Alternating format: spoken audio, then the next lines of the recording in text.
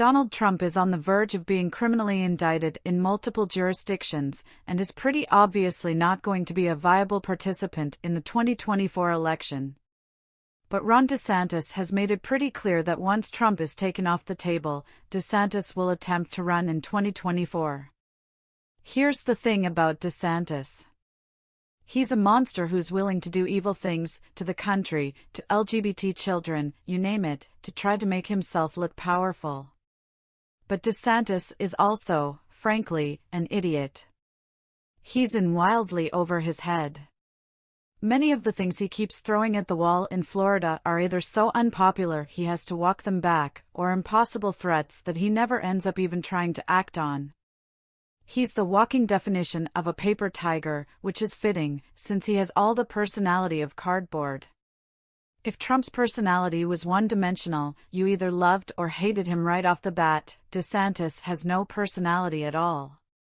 For that matter, if Trump's political savvy was one-dimensional, in the sense that he relied on nothing but brute force to try to carry out his agenda, then DeSantis has no political savvy at all.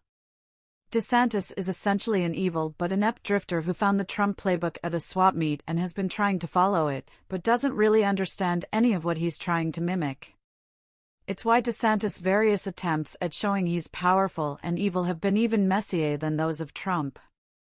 Trump at least knew what image he wanted to give off, and how to go about being his evil self. DeSantis is left to randomly guess how Trump went about being Trump. So here's the problem. The entire mainstream media, left, right, and center, has been shamelessly hyping Ron DeSantis for 2 years straight.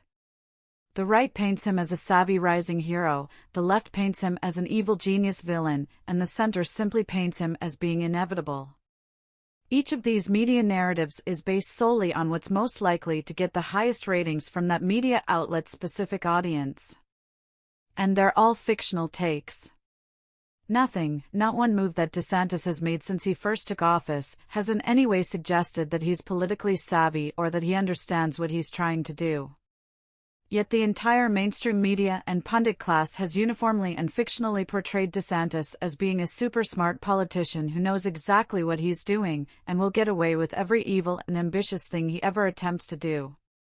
It's stunning how willing the media is to portray a fictional version of DeSantis simply because it's good for ratings and page views. It's even more stunning how that fictional version of DeSantis ends up being exactly the same across the entire media spectrum.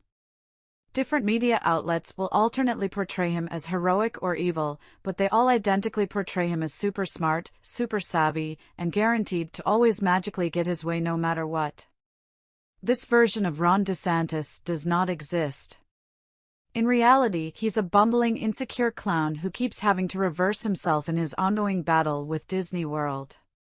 He's been trying to thread the needle in such a way that it gives off the appearance that he omnipotently crushed Disney for daring to get in his way, without actually pushing his Disney feud so far that it harms Florida's economy. It would take a master evil genius to pull off that kind of balance, and DeSantis keeps proving that he has no such skills whatsoever.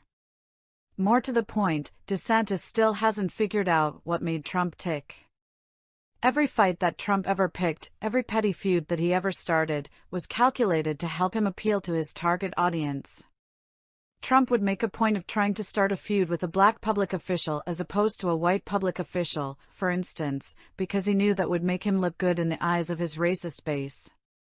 Trump surely hated the people he publicly feuded with, but it was always a means to an end, because Trump was a true sociopath.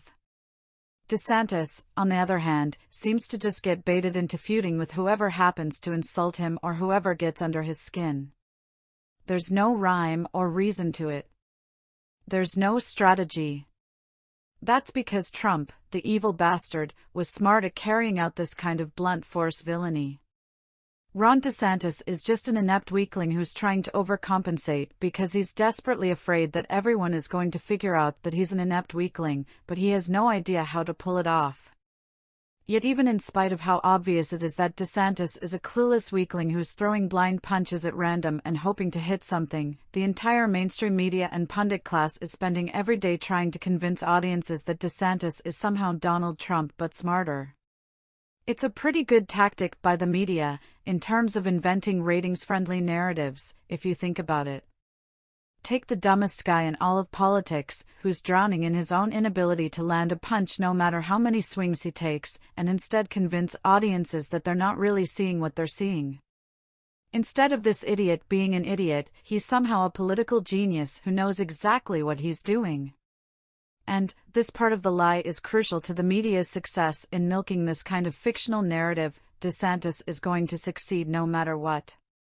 Again, it doesn't matter what side any given media outlet or pundit has positioned themselves on. Left-leaning media outlets portray DeSantis as evil, smart, powerful, and inevitable, which leaves left-leaning audiences staring at their screen in paralyzed fear. Right-leaning media outlets portray DeSantis as heroic, smart, powerful, and inevitable, which leaves right-leaning audiences staring at their screen in inspired hope. All that matters is that everyone on all sides is transfixed into believing that the only way to deal with DeSantis is to stare at their screens all day.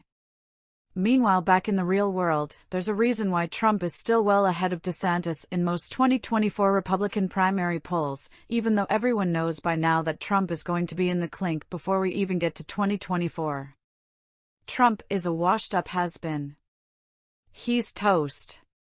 And yet the media is having such a hard time selling DeSantis' inevitability, it still can't get people to move on from clinging to the imaginary hope that Trump might somehow magically survive 3 criminal trials. But that's just the beginning of the problem. For decades, there has been this persistent, if clinically insane, notion on the left that sitting around and staring in fear at your screen while chanting some form of the other side is going to get its way no matter what somehow constitutes activism and vigilance. In reality, it's the precise opposite. If you're just staring at your screen all day, you're doing literally nothing to help your side's cause. And if you're staring at your screen and then telling anyone who will listen that the other side is going to win no matter what, you've basically become the publicity department for the other side. After all, a guy like Ron DeSantis bases his entire strategy and game plan on just one narrative, selling himself as powerful, strong, and inevitable.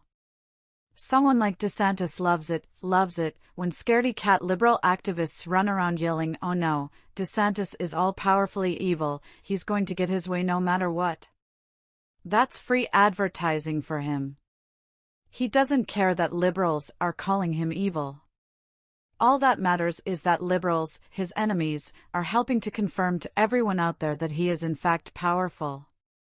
It's why the types on our side who run around yelling, "Oh no, we're doomed," or "Oh no, the Republicans are going to get their way no matter what," end up doing so much extraordinary harm with this kind of defeatist rhetoric. They're telling their fellow liberal activists not to bother even trying to fight and win against the next monster like DeSantis. They're telling folks on the right that they should go ahead and line up behind DeSantis because he's powerful. And they're telling folks in the middle that they might as well get on board because the reign of DeSantis is inevitable. That all sounds completely insane, of course. It's why running around talking about how you're going to lose, or how the other side is going to get its way no matter what, is literally insane behavior. It's an overt attempt at causing your own side to lose. 10 seconds of critical thought and it becomes so painfully obvious why this kind of messaging just delivers votes to the other side on a silver platter. But then you go back to looking at your screen, and you're back to the media endlessly and unanimously telling you that you're not being vigilant unless you're talking about how an inept moron like Ron DeSantis is instead a genius who's going to win no matter what.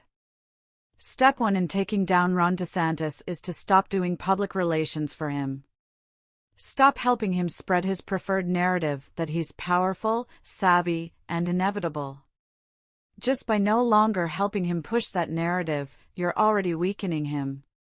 And if you really want to weaken him, start spreading the factual truth about him. He's an insecure idiot who's wildly overcompensating for the fact that he has no idea what he's even trying to do. That's the narrative that'll brand him a loser, 'cause right-wingers to give up on him and take his power away. For all of the endless complexities of modern politics, pulling the plug on a clueless weakling like Ron DeSantis really is as simple as exposing for all to see that he is in fact a clueless weakling. The entirety of his strategy is based in trying to portray himself as strong. Expose him as weak and it's over for him.